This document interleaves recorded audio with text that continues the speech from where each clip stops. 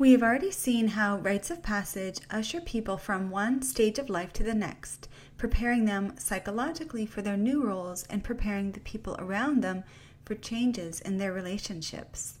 We will now focus on rites of passage that usher people from life into death.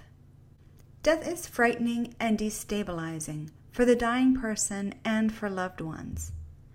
Dying people need to come to terms with the end of their lives and often grapple at understanding the meanings of life, death, and what might or might not follow. Death also affects those who survive. Death turns spouses into widows and widowers and turns children into orphans. Surviving family members need to learn how to cope with the loss of the loved one and need to reconfigure family relationships.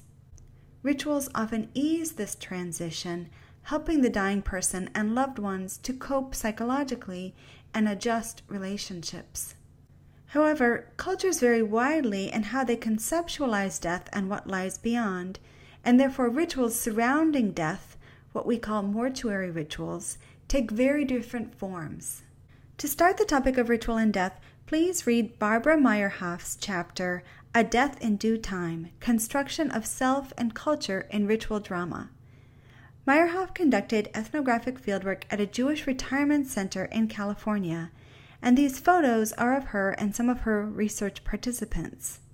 The book she wrote, Number Our Days, became a national bestseller, and the film based on it won the Oscar for Best Documentary Short.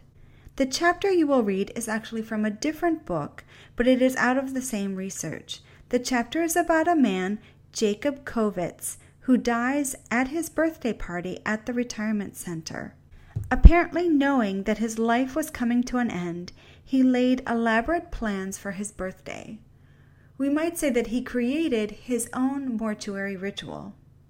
Then, after he died, his loved ones commemorated his passing with a series of ritual activities, including the funeral and the shloshim. As you are reading, try to discern the apparent beliefs about death that are reflected in the different ritual activities, including the birthday party that Jacob Kovitz organized for himself, the funeral, and the shloshim. What can you discern about their views on death from both what was said and also from various symbolic actions? Later, we will head to the region of Ladakh in northern India, which has been settled by Buddhist refugees from Tibet.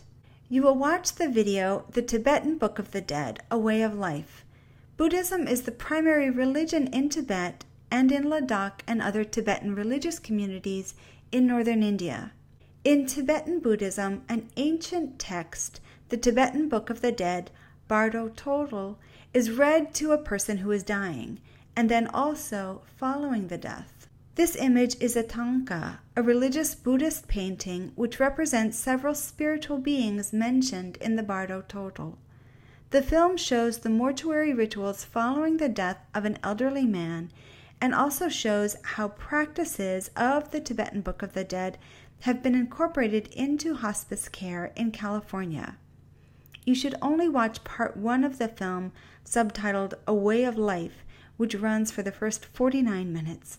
You don't have to watch part 2, subtitled The Great Liberation. Again, while you are watching, try to discern the apparent beliefs about death that are reflected in the different ritual activities. What can you discern from both what is said and various symbolic actions? Then you will watch the film Death and Dying in Varanasi. Varanasi is a city on the Ganges River in northern India. It is the most sacred place in the Hindu religion. Hindus believe that the river itself is sacred and that if a person dies in the river or has water from the river sprinkled on them in their dying moments, or if they are cremated in Varanasi, they will pass out of the cycle of birth, death, and reincarnation and achieve moksha. This is a Sanskrit word. The film refers to this as heaven, but it's important to note that this concept of heaven is different from that of other religions. Again, while watching, try to figure out the Hindu beliefs about death by noting both words and actions. As I mentioned earlier, mortuary rituals vary significantly from culture to culture. One interesting difference that can be seen is whether the rituals aim to hold fast to the deceased, to memorialize, commemorate, and cherish the deceased, to keep strong the ties between the deceased and the living, or whether the rituals aim to release ties between the deceased and this life. In the first instance, you might see emphasis, verbal, behavioral, and symbolic, on the uniqueness of the individual, and language that emphasizes holding fast, remembrance, and recollection. In another, you might see emphasis, verbal, behavioral, and symbolic, on letting go and relinquishing attachments.